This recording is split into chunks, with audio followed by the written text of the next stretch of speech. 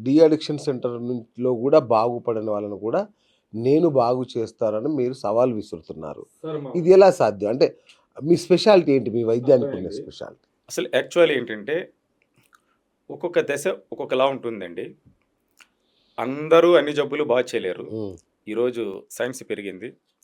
ఒక్కొక్కరు ఒక్కొక్క పార్ట్‌గా చేస్తున్నారు. అన్నీ చేస్తారు, నేను అన్నీ చేస్తానని చెప్పట్లేదు. ఈరోజు సైన్స్ చాలా గొప్పగా ఎదిగింది. అయితే వాళ్ళు చేసేదేంటంటే, డాక్టర్ ఏదో కొంత సైకియాట్రిస్టో, సైకాలజిస్టో, సైకోథెరపిస్టో ఎవరో సంబడి కాంటాక్ట్స్‌లో ఉంటారు. ఒక వెన్యూ, ఒక వేదిక తయారు చేసుకుంటారు. చక్కగా అక్కడ కౌన్సెలింగ్ చేస్తారు. మంచి ఫుడ్ పెడతారు. సెక్యూరిటీ ఇస్తారు. కౌన్సెలింగ్ చేస్తారు. దీనికి వీళ్ళు లొంగట్లేదండి. ఓకే. ఇవన్నీ మహానుభావులకి అన్నీ తెలుసు. వాళ్ళకి తెలియనివేం కాదు. కాకపోతే ఆయన సింగిల్ అయిపోతాడు. ఫ్యామిలీ పెద్దదైపోతుంది.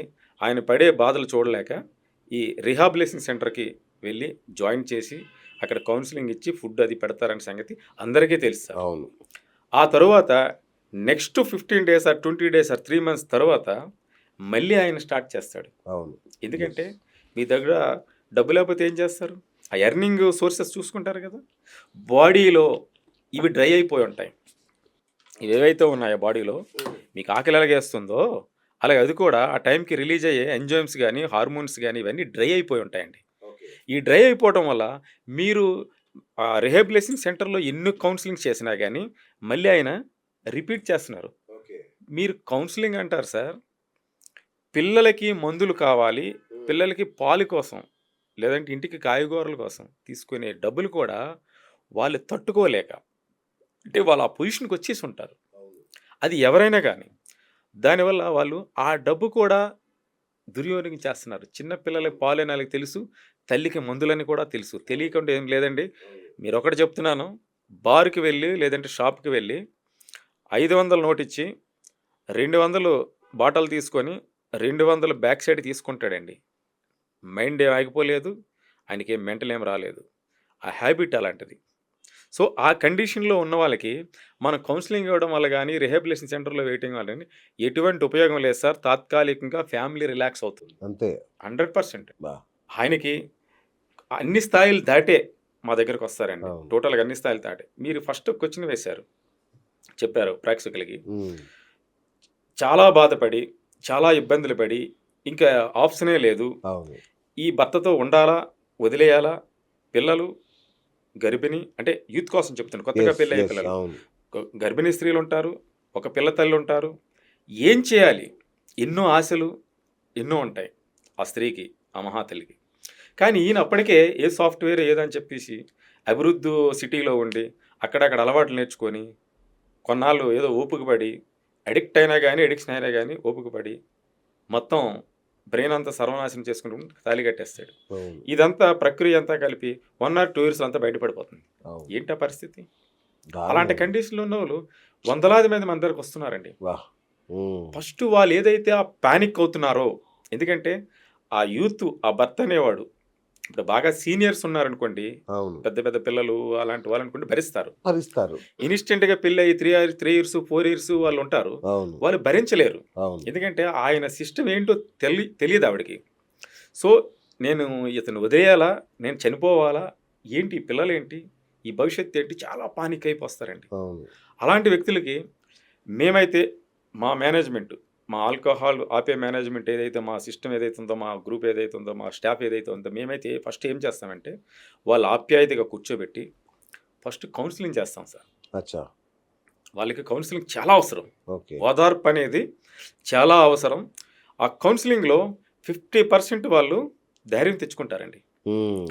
ఫస్ట్ మేము పేషెంట్‌కి చూసేది లేదు. అచ్చా! పేరెంట్స్, బ్రదర్స్ ఎవరైతే ఆ! ఉన్నారో వాళ్ళ నైబర్స్ గాని, బ్రదర్స్ గాని, గార్డియన్స్ గాని వీళ్ళెవరైతే వస్తారో వాళ్ళతో ఫస్ట్ మనం కౌన్సెలింగ్ వీళ్ళకి అవసరం సార్. ఓకే. తర్వాత ట్రీట్మెంట్ అండి. సూపర్. రైట్. Okay sir. అయితే మీకు తెలుసు, నాకు తెలుసు. తాగుడు మానేయి నాన్న అంటే, "నువ్వెవడురా నాకు చెప్పడానికి" అంటాడు. లేదంటే కొట్టినా కొడతారు. నేను తాగుడు మానేపిద్దాం అనుకుంటున్నాను నేనంటే ఎదురు 100% తిరిగి కొట్టినా కొడతారు. తిట్లయితే సర్వసాధారణం. "నువ్వెవడురా నాకు చెప్పడానికని." అసలు ఇప్ బ్రదర్ అయినా ఎవరైనా గాని ఎవడన్నా కానివ్వండి. అసలు తాగుబోతుల పరిస్థితి చాలా ఘోరంగా ఉంటది. చాలా ఘోరంగా ఉంటది. సో, వాళ్ళని వాళ్ళకు తెలియకుండా మాన్పించే టెక్నిక్ ఉంటుందా? ఉంటుందండి. ఓ, ఇది ఏంటంటే మందు అనేది తెలిసిచ్చినా పనిచేస్తుంది, తెలియకిచ్చినా పనిచేస్తుంది. అవును. కానీ తెలియకుండా ఇవ్వడం అనేది ఇది తప్పు. ఓకే. ఇది చాలా తప్పు. ఉమ్, అంటే తెలియకుండా ఏది చేసినా తప్పే. నాకు చెప్పి తీసుకెళ్ళొచ్చు కదా! నాకు అడిగి పుచ్చుకోవచ్చు కదా! అవును. మన ఎంత ఫ్రెండ్ అయినా ఆ టేబుల్ మీద ఏదో ఒకటి తీసుకెళ్ళాలంటే ఓ పెన్ను అంతే తీసుకెళ్ళాలన్నా కదా. చెప్పి అవును. తీసుకెళ్ళాలి. అంతే కదా. చెప్పకుండా అనేది ఇది తప్పిది. కానీ చాలా. పరిస్థితులు అలాంటివి. ఉమ్, అక్కడున్న పరిస్థితులు ఉమ్, ఎలా ఉంటాయంటే చెప్పినోడు, తెచ్చినోడు, ఇచ్చినోడు ఇచ్చినోడు అంటే అక్కడ మనీ ఇచ్చేవాడు, అవును. పేమెంట్ చేసేవాడు అవును. అందరూ ఆయనకి శత్రువులే అవును. ఈ విషయంలో. ఇంక ఏదైనా నువ్వు మాట్లాడు. కానీ this is my personal. We know everything. Um, వాళ్ళు చెప్తారు ఏమంటే మాకు తెలియందేం కాదు ఇది. మేము కాన్షియస్గానే చేస్తున్నాం. పడుకొని చేయట్లేదు, మత్తులో చేయట్లేదు. ఆ, మత్తు ఎప్పుడు కలుగుతుంది? మేము త్రాగిన తరువాత. అది మా అవును. బాడీని బ్యాలెన్స్ చేస్తుంది. అంటే ఏదైతే డోపమైన్ అనే పదార్థం ఉందో అది మనం తాగిన తర్వాత బ్యాలెన్స్ చేస్తుంది. ఈ ఉమ్, బ్యాలెన్స్‌కే ఇక్కడ లోబడిపోతున్నారు. అవును. తర్వాత ఇంకొక ప్రధాన కారణం వస్తుంది సార్ ఇక్కడ. ఎందుకంటే ఆళ్ళు మాకన్నీ తెలుసు. నా నిద్ర నువ్వు పోతావా? నా నిద్ర నువ్వు పోతావా? సాధ్యం కాదు కదా. పోవుగా నా పక్కన పడుకుంటావు. నువ్వు నిద్రపోతావు. అవును. సరే నువ్వు చెప్పిన మాట నేను విన్నాను. ఈ స్థితికొచ్చాను. ఒక 4 రోజులు టైం ఇస్తావా? ఇస్తాను తీసుకో. 4 రోజులు ఏం జరిగిందో నీకు తెలుసా? ఏం జరిగింది? నిద్ర లేదు. ఎన్ని రోజులు నిద్ర లేకుండా ఉండాలి? అది. అప్పుడు మనల్ని వాళ్ళు కౌన్సిలింగ్ చేస్తారు. ఉమ్, ఫ్యామిలీ మెంబర్స్‌ని గానీ, ఫ్రెండ్స్‌ని గానీ నాకన్నీ తెలుసు. నాకు తెలియనిదేం లేదు ఇందులో. ఇన్‌కమ్ లేదని తెలుసు. సొసైటీ స్టేటస్ పోతుందని తెలుసు. ఉన్న ఉద్యోగం పోతుందని తెలుసు. జాబ్‌కెళ్ళకపోతే జీతం రావట్లేదని తెలుసు. చిన్న పిల్లలు నన్ను ఎగతాళి చేస్తున్నారని తెలుసు. అన్నీ నాకు తెలుసు. కానీ నా నిద్ర ఎవరు పోతారు? అంటే ఆయన ఆ పరిస్థితికొచ్చేసాడండి. రైట్. రైట్. తెలుసో తెలియకో అవును. ఫ్రెండ్‌షిప్ వల్ల ఇంకొక వల్ల ఆ పరిస్థితికొచ్చేసాడు. అప్పుడు ఏదైతే ఆయన తీసుకోవాల్సిన మోతాదు తీసుకుంటాడో అప్పుడు ఈక్వాలిటీ అవుతుంది. ఓకే. సో, అందుకని ఆయన ఇష్టపడతాడు. దానికి ఖచ్చితంగా మనము లోబడి ఆయనకి ట్రీట్మెంట్ చేయాల్సి ఉంటదండి. ఓకే. ఓకే. సూపర్. అయితే ముందు చెప్పుకున్నట్టుగా మా నాన్న తాగుబోతు అని చెప్పినా, వాళ్ళ అన్న తాగుబోతు అట్లా వాళ్ళ ఫాదర్ తాగుబోతట అంటే, ఆడపిల్ల పెళ్లి సంబంధాలు ఎన్నో చెడిపోతాయి నిజం చెప్పాలంటే. అసలు వాళ్ళ నాన్న తాగుబోతటరా, వాడు తాగుబోతట, వాళ్ళ అన్న తాగుబోతంటే ఎవడు రాడసలు సంబంధానికి. ఇట్లా ఎన్నో బాధలు పడుతున్న కుటుంబాల్లో మళ్ళీ జోష్ అంటే మళ్ళా వెలుగులు నింపాలంటే, మీ వైద్యం ద్వారా ఎన్ని రోజులు పడుతుంది ఖచ్చితంగా? సరే వైద్యం అనేది ఒక సిస్టమ్ ఉండదండి. ఓకే. అది depend on case history and internal organ support చేసే దాన్ని బట్టి ఓకే. డయాగ్నోసిస్ ఉంటుంది. Oh! So, depend on diagnosis. తర్వాత చాలామంది మనం చెప్పే మాట వినేవాళ్ళు కూడా ఉంటారు. వినని వాళ్ళు కూడా ఉంటారు. సో, ఈ సిస్టమ్ అయితే గనుక ఎగ్జాక్ట్‌లీ వితిన్ ది 3 మంత్స్‌లో ఇదంతా క్లోజ్ చేయొచ్చండి. వావ్! సూపర్. ఆ!